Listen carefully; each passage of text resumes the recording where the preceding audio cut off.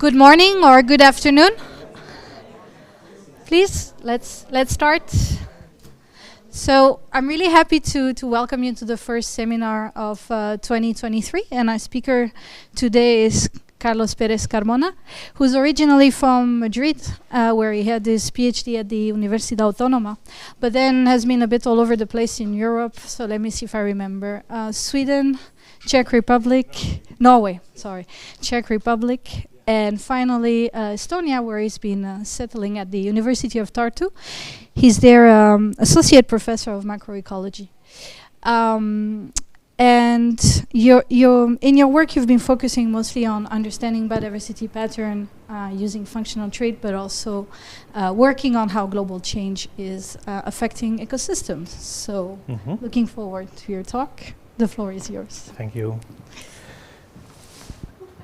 So, well, hello everyone. I am Carlos. I'm very happy to be here, very honored to be in this mythical place within Spain. And I'm going to talk a bit about the research that I'm doing lately and that we are doing in my group.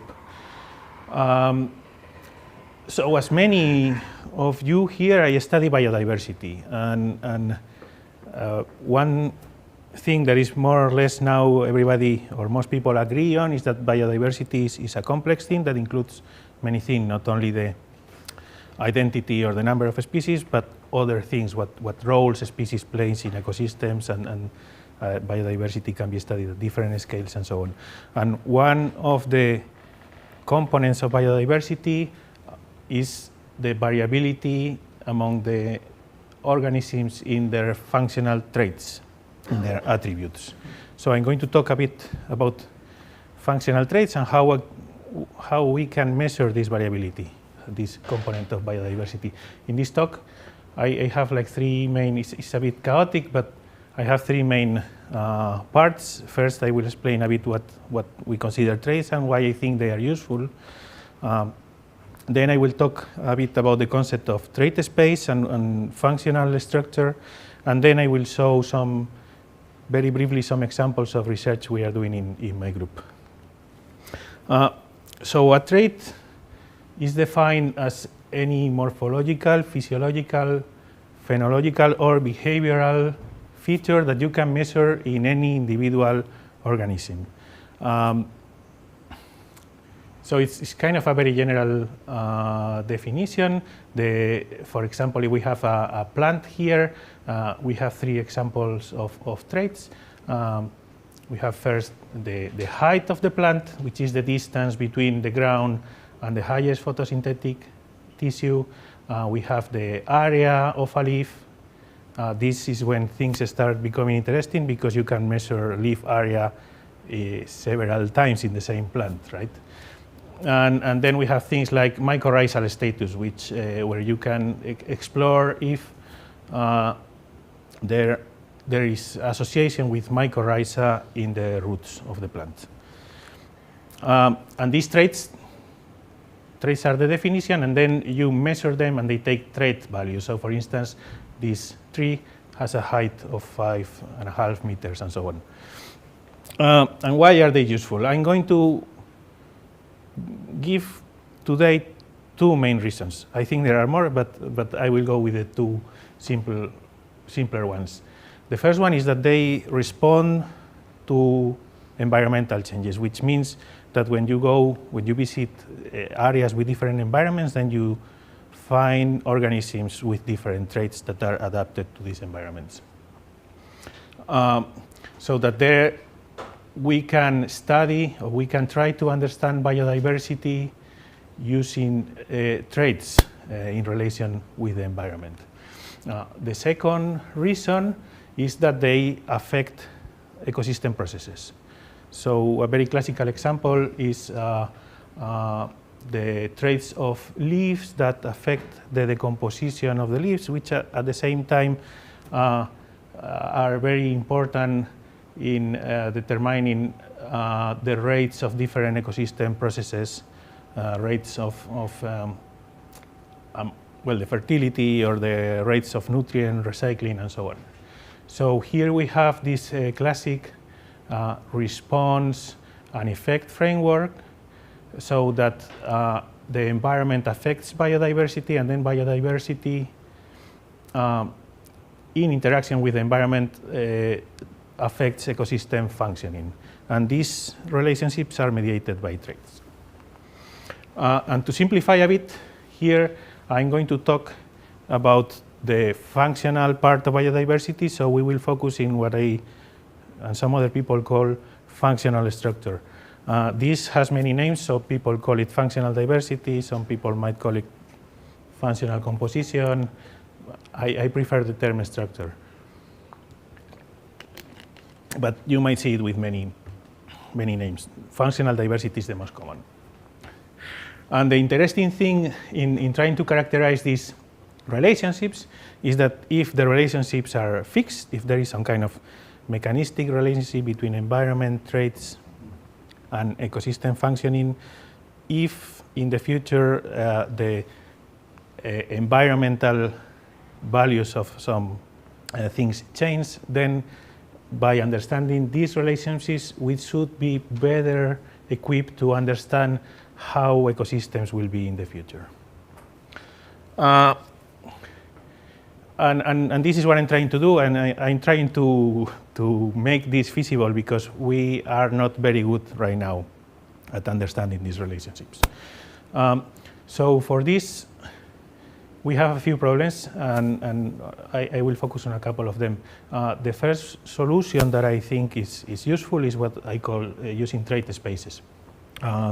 One of the problems that people who work with traits have is that organisms have many traits. Here we focus on plants, and if you work with plants, you can see that there are many traits that one could measure. Each organ has different traits that one could measure, and there are lots of organs and lots of things. And then people are selecting traits for whatever reason, in some cases because it's what everybody does, in some other cases because it is what makes most sense in their study. And this kind of heterogeneity in how people, or which traits people study, makes that it's very difficult to compare results among studies, and it's very difficult to reach some synthesis. So to try to solve this, what ecologists have been doing for a while is to try to find general patterns of variation, of ecological variation among plants, trying to simplify this mess of traits. So there are different spectrums, different spectra that have been described. I think the first one was the leaf economic spectra, that is showing that leaves, according to their traits, can be generally classified as being, let's say, fast and slow. So you have fast species with fast leaves. They are leaves that have high specific leaf area, high nitrogen concentration. They are efficient at photosynthesizing, but they are also more sensitive to herbivory, and they live shorter times, and they decompose faster. And on the other end of the spectrum, you have a bit the opposite, right? Low nitrogen concentration, very thick leaves, they don't decompose so fast, but they live longer, so they promote, let's say, a more slow pace of life. And 7 years ago, in this paper by Sandra Diaz, they collated 6 traits, 6 fundamental above-ground traits, and they tried to see how they are related and how we can summarize the information in these 6 traits. These traits are specific leaf area, leaf nitrogen content, stem density, seed mass, plant height, and leaf area. And well, this is a very famous paper already. They found out that most of the information contained by these 6 traits can be summarized in 2 dimensions. We have a first dimension that is related to with the plant of the size of the plant and its organs. So to the right, you have taller trees with bigger seeds and highly dense tissues, whereas to the left you have smaller plants. And in this direction, you have the leaf economic spectrum, where you have here the fast leaves, and here you have the slower leaves. And a couple of years ago, they published kind of a similar thing using only fine root traits. In this case, we have root nitrogen content, specific root length, root diameter, and root tissue density. And the authors found that these four traits, these four fine root traits, can be summarized in 2 dimensions. So we have one dimension which they call the collaboration gradient. This is a gradient that separates plants with thick roots from plants with with high specific root length, which means actually that these plants in general tend to rely more on mycorrhizal associations to acquire their nutrients, whereas these plants here, they call it do-it-yourself. They have thinner roots and they are able, using the same amount of energy, let's say, to explore the soil in a more efficient way on their own. And this second axis of variation is similar to the leaf economic spectrum. So here you have, let's say, smaller roots, thicker roots, roots that are more dense, that are more expensive to create, but they also live longer and they are better in penetrating in the soil, whereas here you have cheaper roots with higher nitrogen content and so on. So what we did is we saw the opportunity to put these 2 things together and try to see not the full plant, because there are many aspects of plant biology that are missing from here, but try to put together the 2 spectra and see what we found. So in 2020, yes, we went to this Lilac field station. This is a field station that belongs to the University of Tartu. And it's kind of famous because it is one of these places that has two records of species richness at a smaller scale. I think at 10 by 10 and 20 by 20 centimeters, the plots with the highest richness of vascular plants have been described in this Lilac wooded meadow. So we went there. We spent a few days trying to put together the data from the 2 papers and trying to understand what we found. Basically, the global spectrum of plant form and function had data from this TRI database, whereas the root economic spectrum had data from this global root trait. And we tried to find which species were in common between the 2 databases, and we found that there are 301 species that were fully informed for the 10 traits in total. And these are the main species that we use in our analysis. And our idea was to test or to see what happened in terms of what is the coordination between above and below ground traits. There are 2 main contrasting hypotheses, let's say. There is this fast, slow manifesto that says that all tissues of a plant should be correlated in terms of their ecological strategies. So that plants that have fast leaves should also have fast roots, and vice versa. And this makes a lot of sense in theory, but there is not a lot of support for this in the literature. So we wanted to collate the best data set that we could find and explore this. The idea is that if roots and leaves are coordinated, then when we put together the 2 spaces, the dimensionality of these 2 spaces should be smaller than 4, like smaller than the sum of the dimensionalities, because some of these dimensionalities would coincide and go in the same direction, right?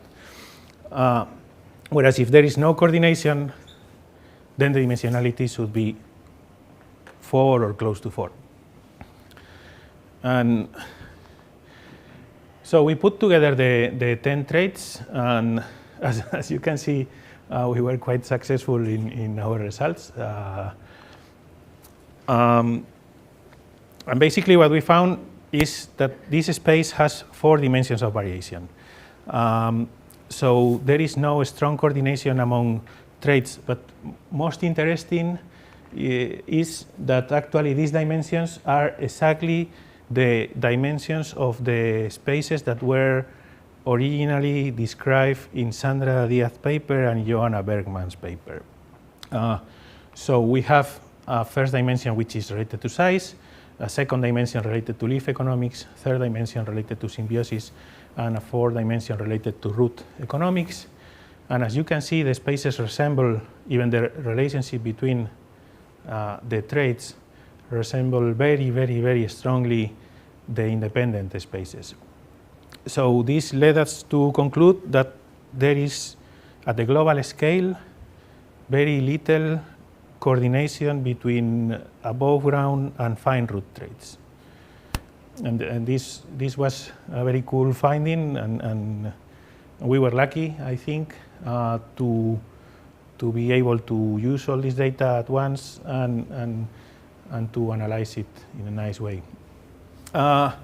And now I'm going to talk about functional structure, what things we can do with these spaces. So the idea is that once you have defined these functional spaces, then you can use them as a map where you can place any species, any plant, any vascular plant species based on their traits, right? So here we have 2 examples, Trifolium pratense and Pinus sylvestris, and you can see that they are, as everybody would expect, they are very far apart in the above ground part of our functional space. They are very different,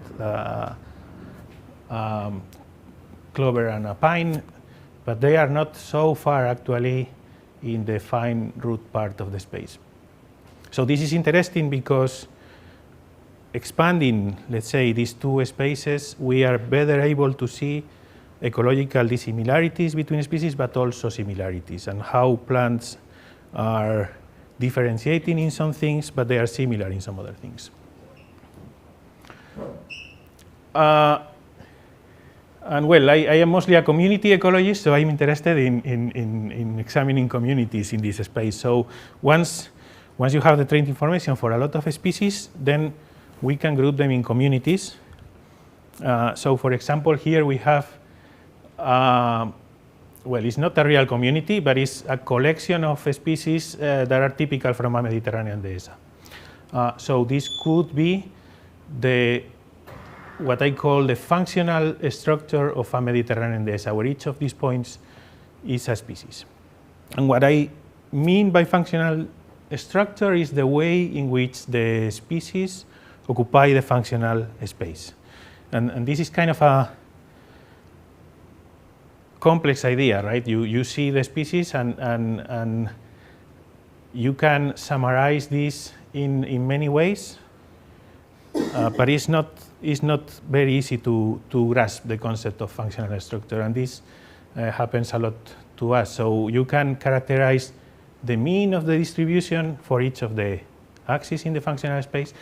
From now on, I'm going to show only the above ground part of the space to simplify a bit, okay?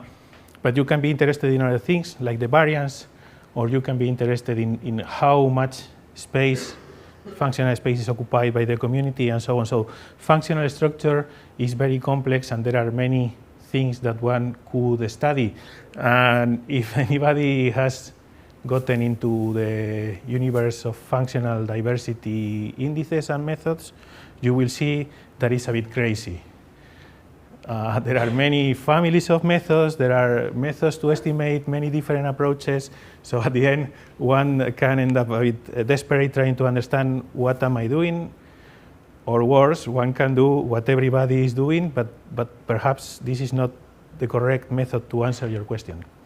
So what I developed a few years ago when I was in Czech Republic is this, I was trying to summarize this functional structure in a single and coherent way that would allow us to understand functional structure, functional diversity in a better way. And we came with this concept of trait probability density.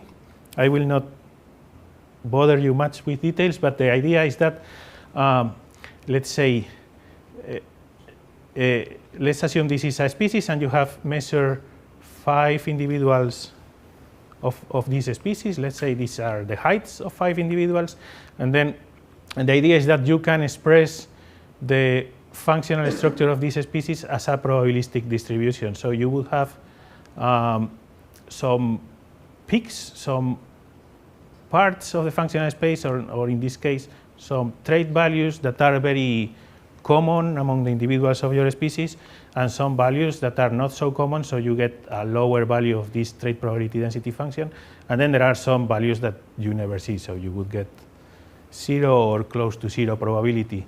So the idea is that these functions reflect the probability that you observe an individual with the corresponding trait value.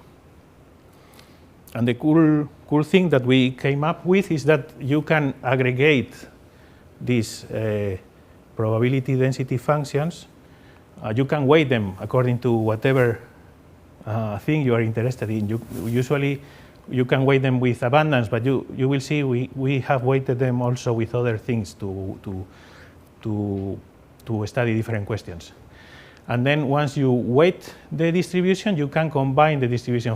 So for instance, let's assume we have a community here with 50% of the blue species, 30% of the green, and 20% of the orange, and then we can weight the distribution of each and then aggregate them, and then we have the trait probability density of the community. And the interesting thing is that you can keep doing these aggregations at any scale. So at the end you can have, let's say, the trait probability distribution of a group of organisms in the world, and if you have enough information like this global spectrum somehow is showing.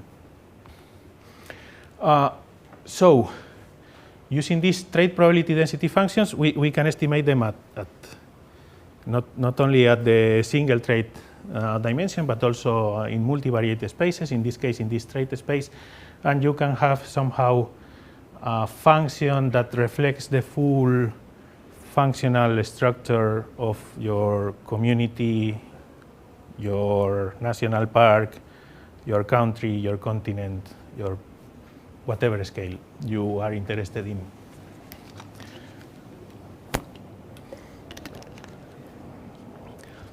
And then, of course, you can use these functions. If you want, you can use the Hor function, like we do here, to estimate the similarity between two communities. But you can estimate different aspects of functional structure with this function. In this case, we propose a few, and you can estimate the functional richness, which is basically the amount of space occupied by the trait probability density function. You can estimate evenness. In this case, evenness we estimate it as the overlap between the observed function and an ideal function which is completely even but occupies exactly the same amount of functional space.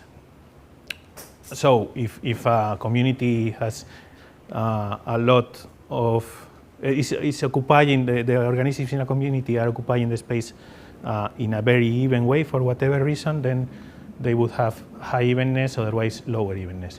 Or you can estimate functional divergence or other things like functional uniqueness or functional rarity and so on.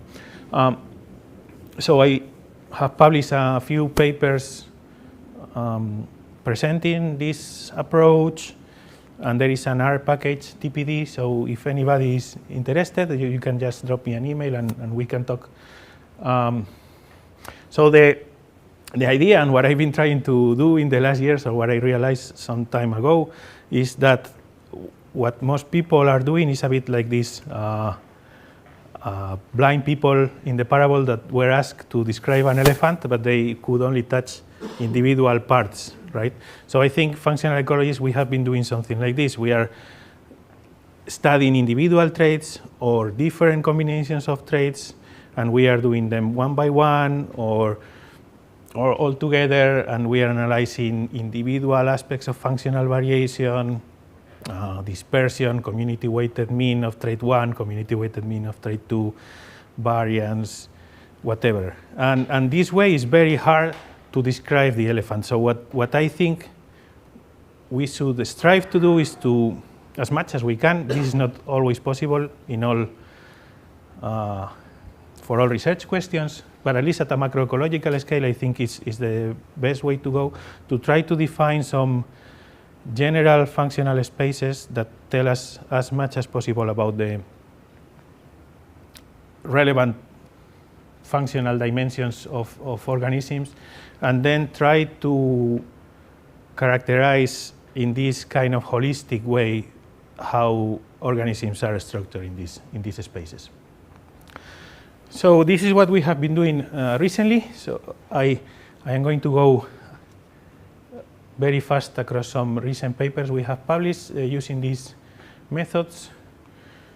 And this is a paper by Roy Gonzalez. Roy was a PhD student in Colombia who was visiting me before the pandemics, and even even more impactful in my life, before my firstborn was born. And he has a very, very cool data set on, well, he's the coordinator of the tropical dry forest network in Colombia. So he has really exciting data set about traits in Colombia.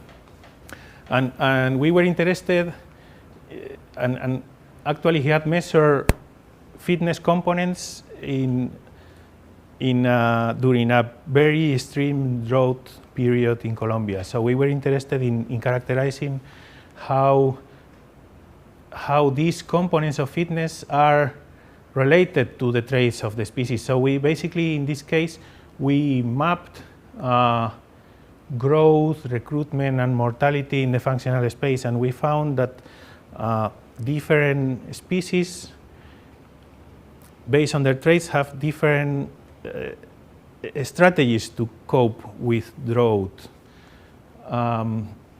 So that in some cases, some species perhaps don't grow so much, but they, for some reason, they have high recruitment in those years, despite they also have high mortality. So, well, it was kind of interesting approach. I think we can go much deeper into that, but we will have to see exactly how to do it. This data is very complex to acquire. So then another thing we did is, well, of course, all examples I have shown so far are for plants, but the trait approach works for any kind of organism as long as you are able to have the relevant traits. So one thing we did is that we tried to create functional spaces for vertebrates, for terrestrial vertebrates. So we made it for mammals, birds, reptiles, amphibians, freshwater fish, and of course plants. And after we characterized their functional spaces, we found that these functional spaces, at least with the traits that are available at a global scale or for a lot of species, they have two fundamental dimensions, one which is related with size and pace of life, and another is related with reproduction.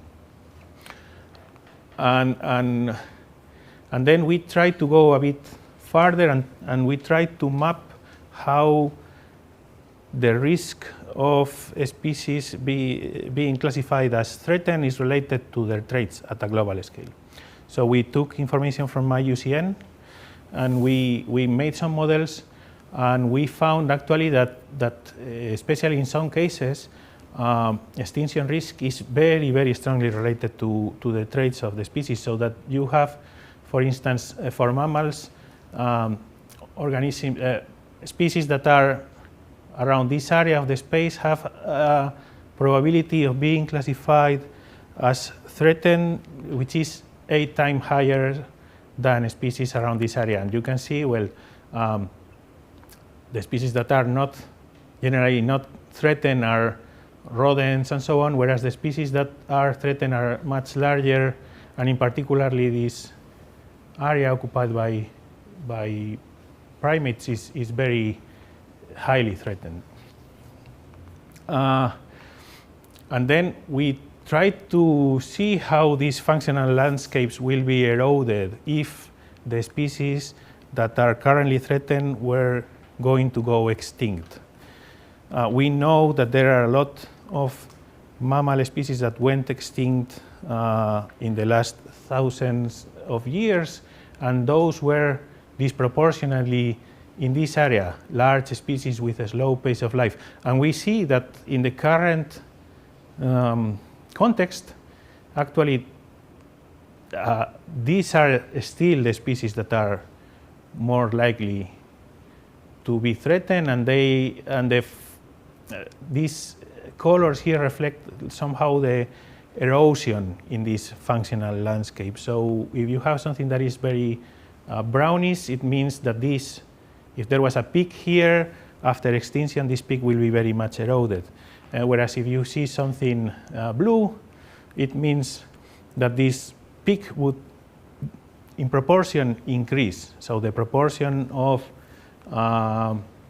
amphibians with this particular combination of traits is likely to increase a lot, not because new species will appear or anything like that, just because other species with other traits will go extinct. Here we have a small video with the result for mammals, so you can see how the functional landscape would get eroded if the species that are currently classified as threatened would go extinct. And you can see that there are very big differences between some areas. So this here we have a kind of one of the, currently we have here what we call a hotspot of functional diversity, a lot of species, but most or many of them are classified as threatened. So there are parts of the functional space that will be very much eroded, and even some parts that are predicted to disappear completely from Earth. This is at a global scale. So we think this is important because these traits cannot be replaced at a global scale. If something disappears, then it disappears. Then we did something similar, pretty much the same, at the realm scale. And then I will go fast through this, but we found also that the effects of extinctions can be very different between realms, particularly for amphibians and fresh water fish. Whereas for mammals and birds, the effects of extinction and actually the functional structure currently are much more similar among biogeographical realms. We think this is probably because of dispersion, but it's something to explore more.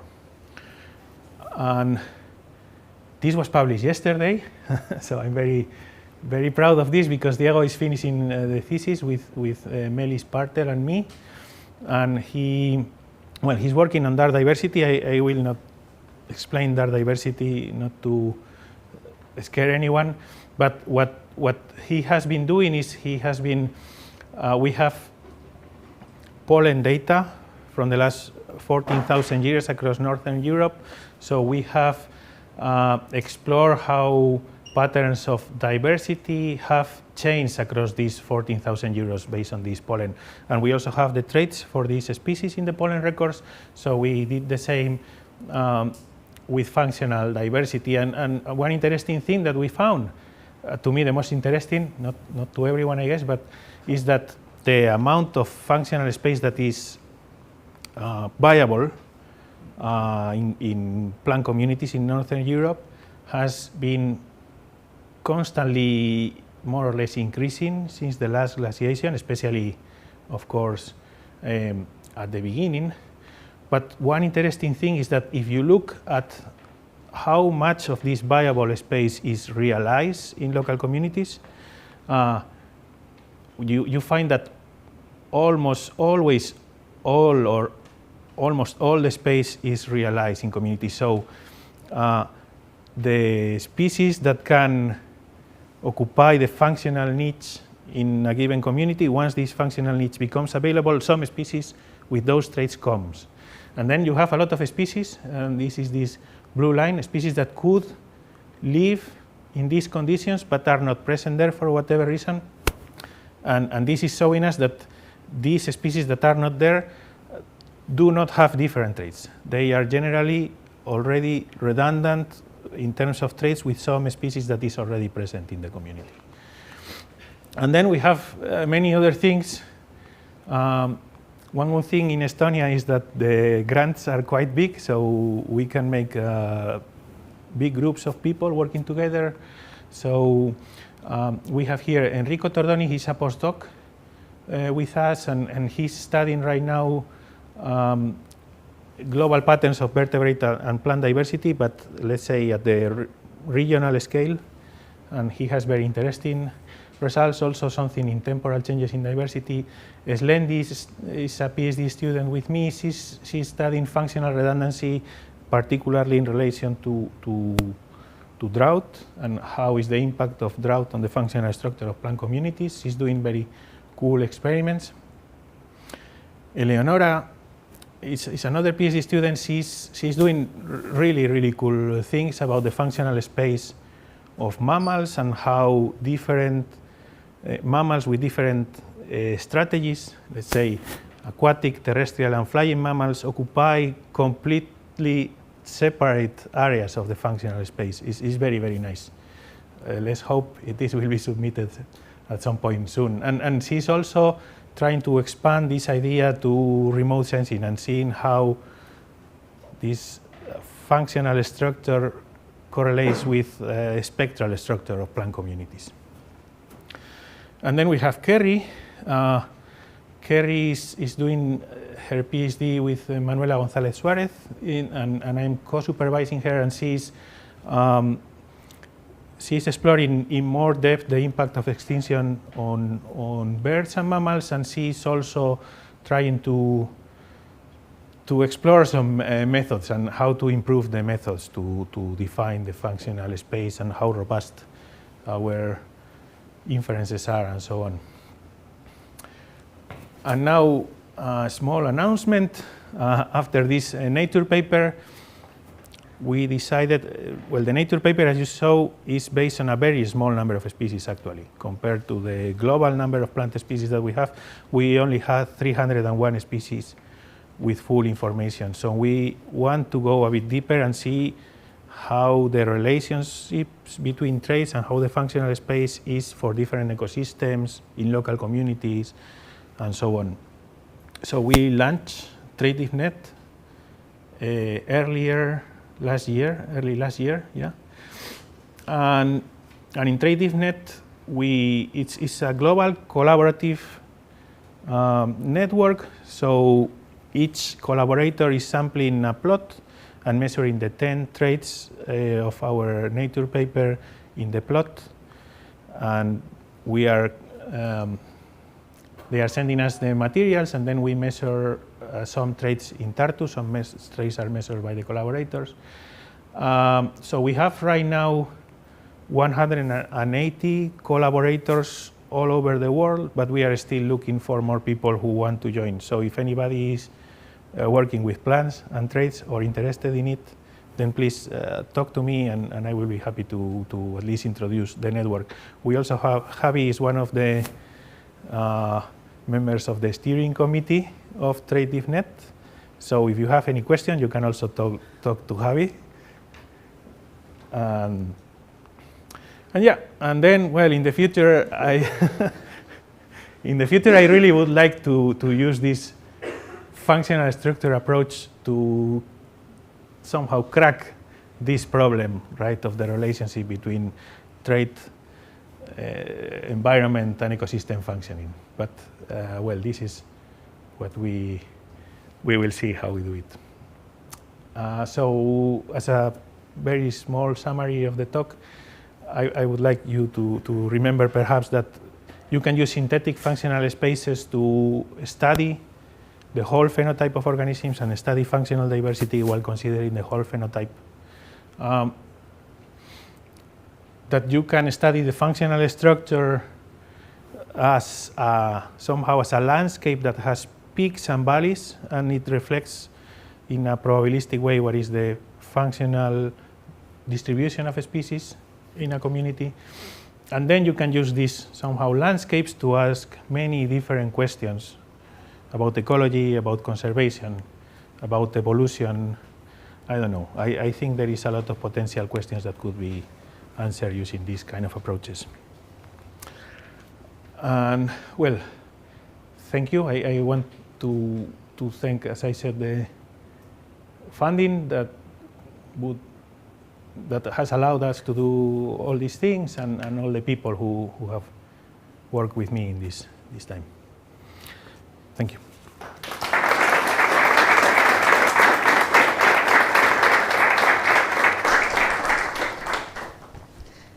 Thank you very much, Carlos. So we have some time for question, and for those that are watching the live stream, they can also ask their questions on the live chat on YouTube.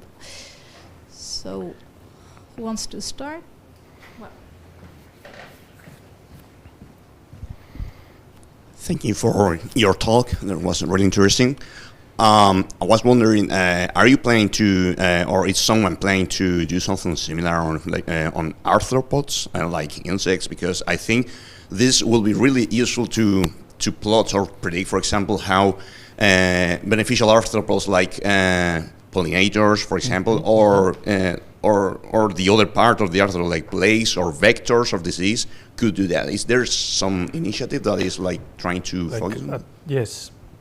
At a global scale, I know there is something for spiders.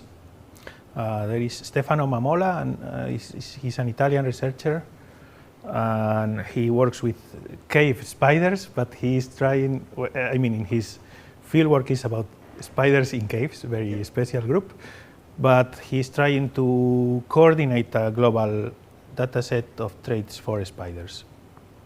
And there is something for ants, as far as I know. And I think there is also something for butterflies, but I'm not so sure. So there are things, it's just, there are so many species that is really, really crazy. But I guess with time, little by little, they will be more informative, yeah.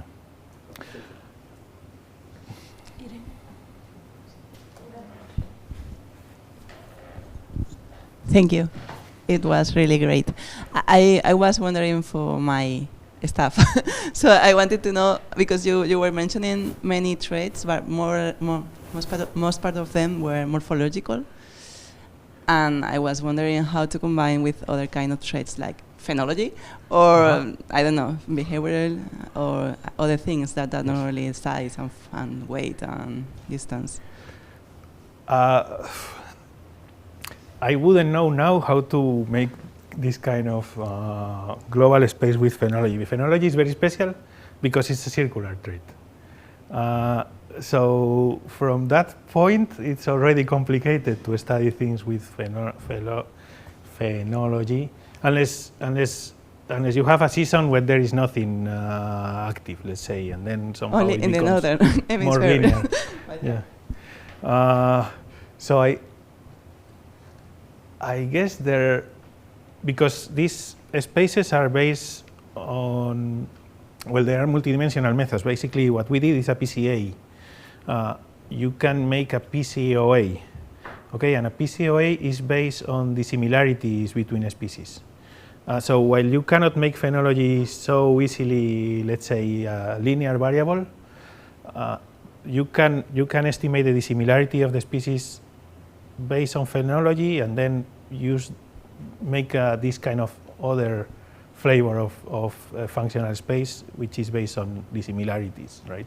So technically there are ways to include it. I don't know if people are doing it or not, but I'm pretty sure they are. There is a paper from last year or 2 years ago in this group of, I think it's Muyo group, where it's in ecology letters, and it is about functional spaces and how to calculate them and so on, and they use this PCOE approach, so maybe this is interesting for you. Yeah. Thank you.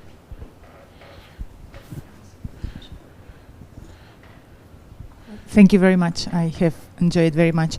I have two questions. One is that at the global scale, when you look at the extinctions, you see that the spectrum has changed with this, will change with the extinction of this species, right? Yeah. And then when you show about the composition of a species in the past, you don't see many changes in the community. So I wonder whether this is because it's a different spatial scale, because I might think that we have seen these cartoons. I mean, also in the record, in the fossil record, we see these species that they have traits that we cannot imagine nowadays. So they don't occupy a specific niche space. Yeah, this is very good point, because, and this is for me the complicated. If you study the effect of extinctions in a functional space, but the extinctions are estimated at the extinction risk is estimated at the global scale, in most communities you will not have any threatened species, because by definition they are kind of rare, right? So if you go at a smaller scale, at a local scale, you don't have elephants in most local scale. So we would need a more local estimation of extinction risk in order to be able to do this at the smaller scales. This is the main problem I see to do this approach. And I guess this is also what happens in the past, right? But I'm not sure. Going back to the past, these communities, like these conifers that they don't exist any longer, they don't have an assemblage of traits which is completely different to what we have now. It doesn't look like. It doesn't look like from your results, right? I don't know. I haven't. You mean next one? Yes, with Diego's paper. Yes, here you don't see differences. Yeah, well, here we actually see differences, but this is a bit. I didn't explain this so much. This is the size of the functional space. The functional space is something that is kind of general fixed and is a kind of a construct, a theoretical space with dimensions, right? And then within this space you have a species, and the species fill the space more or less. So what we are seeing is that the amount of space that is filled or is viable has actually increased quite a bit, right? In the between something like 15 units to something like 25 or something. But we haven't explored that in particular. But we could see how much, because one thing is the size of the space that can be occupied, but also another thing is what is the area of the space that is occupied which in each areas? time. Yes, we could have studied the dissimilarity, for example, functional dissimilarity and so on, but we haven't done it yet. This is something to do at some point. But it would be very nice to see. It would be really nice, yes. Yeah. Yes. They publish also this week another paper with pollen data in Nature, Ecology and Evolution, and I think they do something a bit more towards that, in that direction. And can I make another question? And the other question is this similarity of the patterns of the above ground and below ground in terms of the dimensions of the traits. I wonder whether for the below ground, size is not an important dimension, because it's difficult to measure size traits for roots. Yes. This is also a very interesting question. Yes, I think it is important. The problem is exactly that is difficult and there is very little data Information, about yeah. size. And well, we have, it's a bit of a longer story, but at the same time we publish our Nature paper, another group published a paper in New Phytologies using the same data and giving different conclusions. And they had size, they included size, below ground size. Let's not go too deep into that, but the way I see it, and from some explorations we have done with the data that is available, below ground size is also contained in this general size dimension, because especially at a global scale, if you include from the tallest trees to the smallest plants, the size of the plant above ground is very strongly correlated with the size of the plant below ground. This is not always the case if you zoom in into some communities, but at a global scale it is. So we haven't included it because we didn't have the data, but it will be included soon, I think. And yes, perhaps this, we shouldn't call it below ground, we should call it fine root. Yeah, because we only have fine root traits. Yes, and in the paper we call it fine roots, but in the presentations I call it below ground, yeah.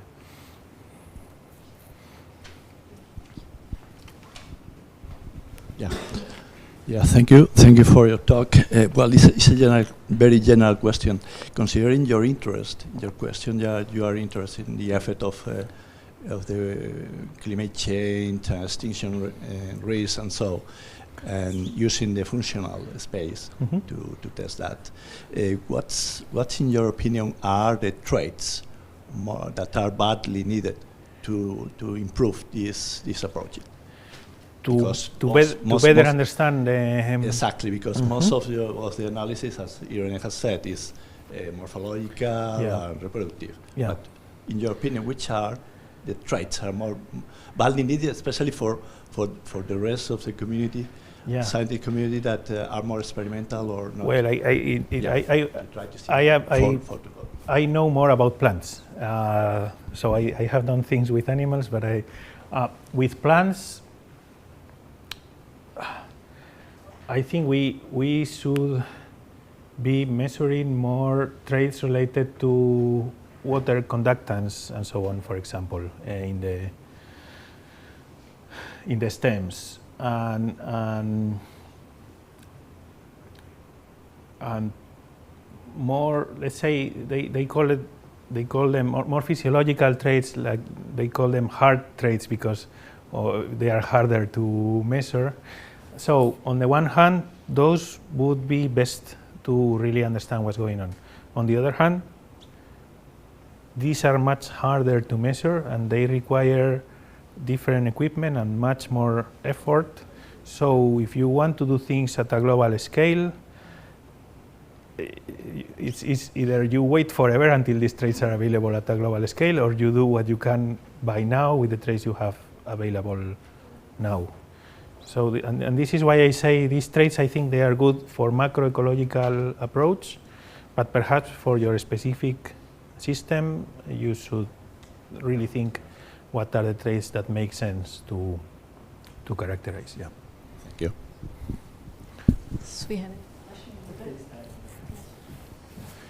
So first of all, thank you very much. That was super nicely summarized. You didn't mention the word trade-off in this talk, and for sure what you were proposing here are negative or positive covariations. Yeah. But I wonder what is your opinion, to which degree these covariations can tell us something about mechanistic trade-offs or not? With mechanistics, you mean? I mean, for example, either evolutionary trade-offs or directly, like in terms of energy budgets. Okay. If this is representing really investments limitations in the investment of the plant to do different things. Good.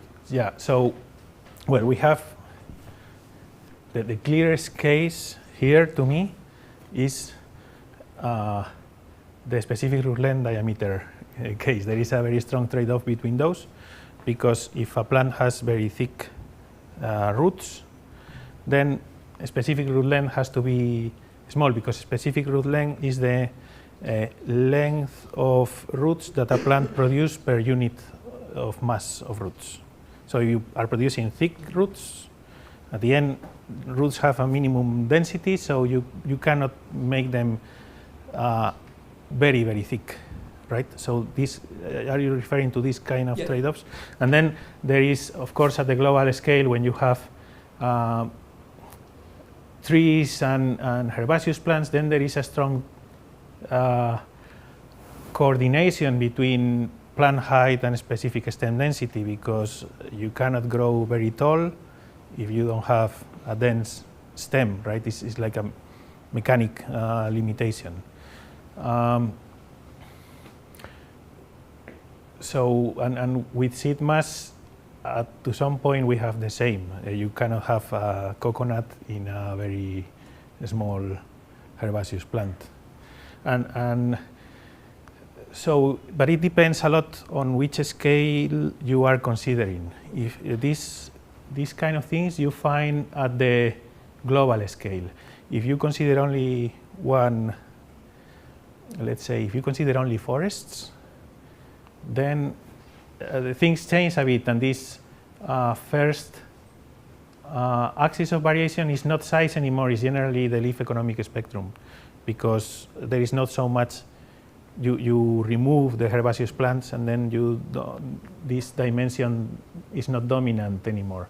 And the other way, the same happens when you consider only grasslands and so on. So these trade-offs are when you consider the global scale, they can be very, very apparent, but when you go in communities, then they can change quite a bit. And this is why we want to do this trade-off net, to see what are the patterns of coordination in different ecosystems and so on.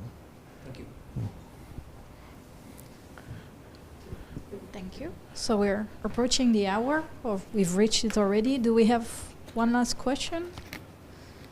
At any rate, Carlos is still around for another week. So he gave an open invitation if you want to reach out to him to meet this week or the next via email. From next week. Tomorrow I will be away. So any last question, comment? I was checking. Oh, wait. There's one question online, so I'll read it. So it's from Natalia Silva from Brazil. She's thanking you for your presentation. Do you think it is possible to build useful functional space for plants using the so-called soft functional traits in tropical regions, where it is still very difficult and expensive to collect hard traits in the field at large scales? Yeah, well, a good question.